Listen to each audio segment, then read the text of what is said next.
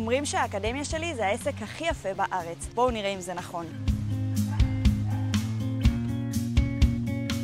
טוב, המראה הזאת, זה בערך היה החלום שלי כשהתחלנו את הבנייה. לא ידעתי איך תיראה האקדמיה. מה שידעתי זה שאני רוצה מראה ענקית, עצומה, שכל מי שתיכנס תצטלם בה ושתיראה טוב. לכאן מגיעות לקוחות שמחפשות לק ג'ל בסטנדרט מטורף. זה המשרד שלי, הבועה שלי.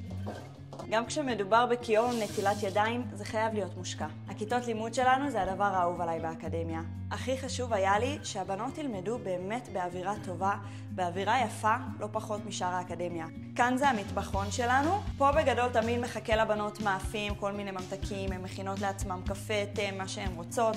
את ההפסקת אוכל שלנו אנחנו עושות כאן, גם הצוות וגם עם התלמידות. הגענו לכיתה האחרונה שלנו, זה הכיתה של הפדיקור. כאן בעצם יש קורסים של פדיקור, השתלמויות, לק ג'ל ברגליים. השטח האחרון שהצבנו באקדמיה זה החנות